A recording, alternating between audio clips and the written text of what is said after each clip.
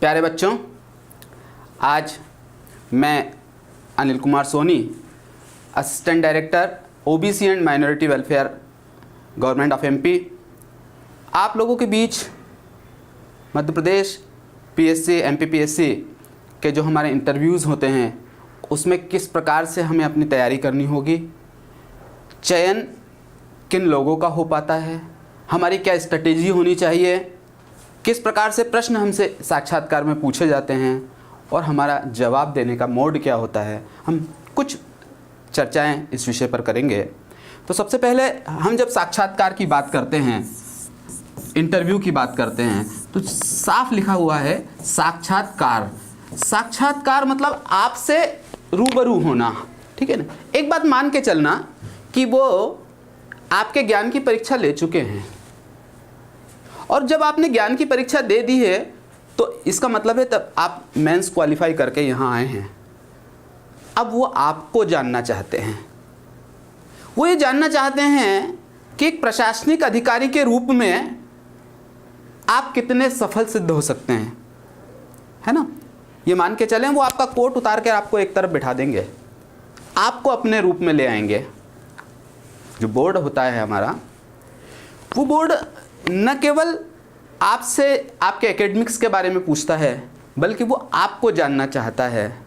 वो आप में एक प्रशासनिक अधिकारी को ढूंढता है और आप जानते होंगे कि उसमें एक व्यक्ति जो होता है वो केवल आपको ऑब्जर्व करता है, वो आपसे कुछ पूछता नहीं है, लेकिन वो मनोवैज्ञानिक रूप से ये देखने की कोशिश करता है कि आपकी क्षमताएं कैसी है, विपरीत परिस्थितियों में आप किस प्रकार अपनी बात पर दृढ़ रह सकते हैं, कैसे आप सामना कर पाएंगे। इन चीज़ों पर हम आज थोड़ी थोड़ी चर्चा करेंगे। देखिए, जब हम साक्षात्कार की बात करते हैं तो मोटे तौर पर क्या विषय होते हैं साक्षात्कार के, हम उन विषयों पर बात करेंगे, है ना। सबसे पहले तो नंबर 1 अगर मैं कहूँ तो आपकी शैक्षणिक उपलब्धियों के बारे में बात की जाती है कि आपकी शैक्षणिक उपलब्धि या आपने क्या किया है, किस विषय में आपका ग्रेजुएशन रहा, आपने मास्टर्स किस विषय में किया, उस विषय की जो बारीकियां हैं, जो अवधारणात्मक समझ है वो आप में कितनी विकसित है, उस विषय पर आपसे चर्चा की जाती है। अगर हम उसके बाद आगे बढ़ते हैं तो वो ये देखना चाहते हैं कि आप में तार्किक क्षमता कितनी है, आप में लीडरशिप की क्वालिटी कैसी है। क्योंकि किसी भी क्षेत्र में आप जाएंगे, किसी भी प्रशासनिक सेवा में आप जाते हैं तो आप एक as a leader, as a manager किस प्रकार से अपने अधीनस्थों के साथ काम ले सकते हैं, वो चीज़ आप में किस प्रकार से है। तो आपकी यहाँ पर जो क्वालिटी है देखी गई है वो नेतृत्व क्षमता कितनी है, उस विषय पर आपसे चर्चा की जाती है और उसमें क्या देखा जाएगा हम उस पर चर्चा करेंगे, ठीक है। तीसरा, एक सामान्य रूप से देखा जाता है जब आपका फॉर्म भराता है तो आपसे आपकी हॉबी के बारे में पूछा जाता है। तो वो जो हॉबी के बारे में पूछा जाता है उसका एक निहित उद्देश्य होता है कि आप की जो हॉबी है वो आपके व्यक्तित्व में किस प्रकार सहायक है। वो जो हॉबी है वह हॉबी आपकी प्रशासनिक सेवा में किस प्रकार आपको मदद करेगी, ठीक है ना। उस संबंधित कुछ प्रश्न पूछे जाते हैं। तो हम हॉबी के बारे में भी जानकारी चाहेंगे।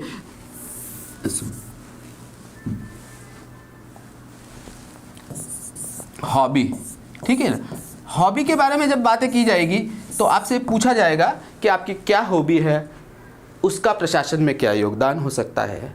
और एक अंतिम चीज़ जो पूछी जाती है वो प्रशासनिक व्यवस्था के संदर्भ में आपसे बात की जाती है कि प्रशासनिक व्यवस्था से आप कितने परिचित हैं, इस विषय पर हमसे जानकारी चाहिए जाती है ना। हम यहाँ पर कुछ एक एक दो बिंदुओं पर यहाँ चर्चा करेंगे और फिर हम आगे बढ़ेंगे, है ना। तो बच्चों, अगर हम बात कर रहे हैं कि आप इंटरव्यू कक्षा में प्रविष्ट होते हैं, इंटरव्यू कक्ष में प्रविष्ट होते हैं, एक सामान्य शिष्टाचार होता है जिसके बारे में आपको बताया जाता है कि किस प्रकार से आपको प्रवेश करना है, किस प्रकार आपको बैठना है, आपका पोस्चर कैसा होगा, आप किस प्रकार से अभिवादन करके अपना स्थान ग्रहण करते हैं, यहाँ तक प्रारंभिक बात होती है। उसके बाद सबसे पहले जब वो आपकी फ़ाइल खोलते हैं तो आपका एकेडमिक्स आता है, आपकी शैक्षणिक योग्यताओं के बारे में। तो आपसे ये जानना चाहेंगे वो कि आपकी जो विषय वस्तु है, आप यदि विज्ञान के छात्र हैं, यदि आप कला के छात्र हैं, तो आपकी वो बेसिक कंसेप्ट, आधारभूत जानकारियाँ आपको है अथवा नहीं हैं, उस संबंधित कुछ प्रश्न आपसे पूछे जा सकते हैं। आगामी कभी हम इंटरव्यू लेंगे तो आपसे चर्चा करेंगे, तब आपसे हम विज्ञान से संबंधित या जो हमारे कला से संबंधित किस प्रकार के सामान्य प्रश्न हमसे पूछे जाएंगे, हम उस पर भी चर्चा करेंगे। मैंने बताया कि सबसे पहले हमें शैक्षणिक ज्ञान के बारे में सतही जानकारी इतनी तो होनी चाहिए कि हमने क्या विषय पढ़ा है, क्योंकि वो ये मानते हैं कि आपकी शैक्षणिक जानकारियाँ पर्याप्त है, तभी आप चयनित होकर यहाँ तक पहुँच चुके हैं। अब आपके व्यक्तित्व की बात की जाती है। मान लीजिए आपसे प्रश्न किया कि आप किसी क्षेत्र में एसडीएम हैं, न्यायिक दंडाधिकारी हैं, और वहाँ पर कोई लॉ एंड ऑर्डर की सिचुएशन आ जाती है, कोई अप्रिय स्थिति आ जाती है, तब उसका सामना आप कैसे करेंगे?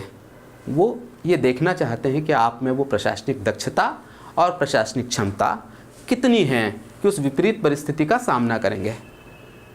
मान लीजिए जैसे उन्होंने कह दिया एक दंगा भड़क चुका है और वहाँ सांप्रदायिकता का पूरा अंदेशा है, सांप्रदायिक तनाव बना हुआ है। उस तनाव के दौर में यदि आप किसी क्षेत्र के एसडीएम हैं तो क्या करेंगे?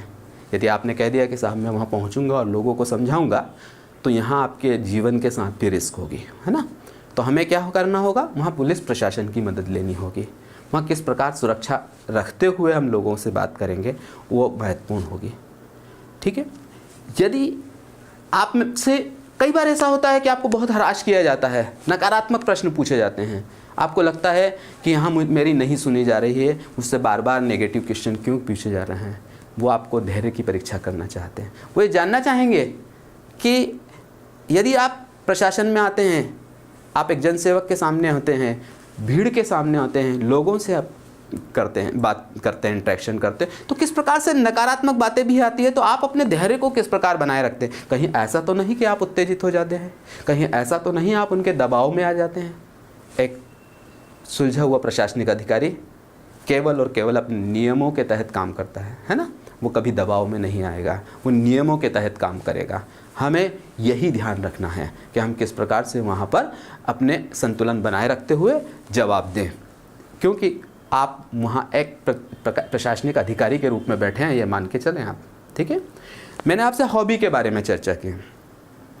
हॉबी सबकी अपनी अपनी रुचि होती है। कोई कहेगा कि मेरी जो है खेल कूद में रुचि है, दौड़ में रुचि है, कोई कहेगा मेरी गार्डनिंग में रुचि है, कोई बालिका है तो वो कह रही है कि मेरी कुकिंग में रुचि है, कोई कहता है मेरी साहित्य में रुचि है। सबकी अपनी अपनी रुचियाँ होती है। देखिए रुचियाँ क्या है? जब व्यक्ति तनाव में होता है, मानसिक अवसाद में होता है, अपने लिए समय निकालना चाहता है, हर व्यक्ति का ये अधिकार है, तो वो उस अभिरुचि के माध्यम से कुछ रिलैक्स होता है और व्यक्ति के लिए बहुत नितांत आवश्यक है। एक प्रशासनिक अधिकारी भी यदि आप हैं तो निश्चित है कि आपके ऊपर प्रशासनिक बाध्यताएं होंगी, आपके ऊपर तनाव होगा। इस दौर में वही रुचि है जो आपको जीवंत बनाए रखेगी, है ना। तो उस संदर्भ में यदि आपसे प्रश्न किए जाते हैं तो आपको इसी तरह से हमें जवाब देना है। बस आपको यार ये रखना है अपने आप को कि उस अभिरुचि के संबंध में आप पूरी जानकारी रखें, बेसिक फैक्ट्स आपको पता होना चाहिए। जैसे एक उदाहरण बता रहा हूँ, मैंने अभी एक बच्चे का इंटरव्यू लिया, उससे पूछा कि भाई आपकी अभिरुचि क्या है? उसने कहा मेरी दौड़ना है। तो यदि दौड़ना है तो आपको ये पता होना चाहिए कि मैराथन दौड़ क्या होती है, हाफ मैराथन क्या होती है, कौन कौन से बड़े धावक हैं, उनके रिकॉर्ड्स क्या क्या हैं, दौड़ स्वास्थ्य के लिए किस प्रकार से लाभदायक है। अगर आपसे यही पूछा कि आपकी ये हॉबी आपके प्रशासनिक क्षमताओं में कहाँ तक वृद्धि कर पाएगी, किस प्रकार से होगी, तो हमें वह जवाब देना होगा कि चूंकि यदि आप दौड़ रहे हैं तो स्वामी विवेकानंद ने कहा था ना कि स्वस्थ मन स्वस्थ शरीर में निवास करता है। यदि आप एक्सरसाइज कर रहे हैं, दौड़ रहे हैं, नियमितता आपके है, तो क्या होगा? आपका शरीर स्वस्थ रहेगा, और शरीर स्वस्थ रहेगा तो आपका मन स्वस्थ रहेगा, और मन स्वस्थ रहेगा तो आप अपने कार्य को बहुत अच्छे ढंग से संपादित कर पाएंगे, है ना। तो इस प्रकार से हॉबी के बारे में आपसे पूछा जाता है, प्रशासनिक क्षमताओं के बारे में पूछा जाता है, प्रशासनिक व्यवस्थाओं के बारे में पूछा जाता है। कुछ सामान्य प्रश्न प्रशासनिक क्षमता से, शासन और प्रशासन में क्या अंतर है, ये जाना जा सकता है। एक प्रश्न नॉर्मली पूछा जाता है, सीआरपीसी आईपीसी के बारे में पूछा जाता है। और एक प्रश्न पूछा जाता है जो मैंने हमेशा पूछा है कि एसडीएम में और एसडीओ में क्या अंतर है, या डिप्टी कलेक्टर और एसडीएम में क्या अंतर है। यहाँ अधिकांश हमारे विद्यार्थी कंफ्यूज हो जाते हैं, मैं उस पर थोड़ी सा प्रकाश डालना चाहूँगा। देखिए, राज्य प्रशासनिक सेवा के माध्यम से जो हमारा पद होता है वो उप जिलाध्यक्ष या डिप्टी कलेक्टर का पद होता है। पद क्या है आपका? डिप्टी कलेक्टर का। उस पद पर आपका चयन होता है। जब आपका चयन डिप्टी कलेक्टर के रूप में होता है तो आप जिला कलेक्टर के समक्ष अपनी उपस्थिति देते हैं, जहां जिस जिले में आपका पदांकन होता है। और कलेक्टर जो होता है वह उस डिप्टी कलेक्टर को कोई भी प्रभार दे सकता है। तो सबसे पहले सामान्य रूप से जो जिला स्तरीय कार्यालय है उसमें बहुत सारे अलग अलग शाखाएं होती है। जैसे मान लीजिए रेड क्रॉस शाखा है, नाजिर शाखा है, कोई विभाग का ओआईसी आपको बनाया जा सकता है, तब आप एज ए डिप्टी कलेक्टर वहाँ काम करते हैं। लेकिन यदि आपको किसी अनुभाग में, किसी विकास खंड में न्यायिक दंडाधिकारी का चार्ज दिया गया, प्रभार दिया जाता है, तो वहाँ पर एसडीएम के रूप में काम करते हैं, सब डिवीजन मजिस्ट्रेट के रूप में काम करते हैं। तो सब डिविजनल मजिस्ट्रेट क्या है? एक प्रभार है, एक दायित्व है जो कि कलेक्टर द्वारा आपको सौंपा गया है। यानी डिप्टी कलेक्टर एक पद है और ये क्या है? एसडीएम प्रभार है, जिसके माध्यम से आप क्या करते हैं? आप ये करते हैं कि कानून का पालन करना सुनिश्चित करते हैं। आप आईपीसी सीआरपीसी को कुछ निश्चित धाराओं के तहत कार्य करते हैं, ठीक है। जहां एसडीएम एसडीओ होता है वो रेवेन्यू कलेक्ट करता है, राजस्व संबंधित निर्णय लेता है। वहीं क्रिमिनल केसेस के मामले में जो निर्धारित, जैसे धारा 151 है जिसके तहत अशांति भंग अगर कहीं कोई कर रहा है, शांति भंग कर रहा है, तो उस पर प्रकरण लगाना है, वहाँ एसडीएम के अपने निर्णय होते हैं। लॉ एंड ऑर्डर को मेंटेन करना है तो एसडीएम का दायित्व होता है। धारा 144, एक बहुत अच्छा प्रश्न आता है, कर्फ्यू और धारा 144 में क्या अंतर है? चूँकि प्रशासनिक दृष्टिकोण से ये बहुत महत्वपूर्ण हो जाता है, इसलिए मुझे लगता है कि इस पर आपको जानकारी होनी चाहिए। देखिए, कर्फ्यू शब्द जो होता है वो हमारी प्रशासनिक शब्दावली में कहीं नहीं है।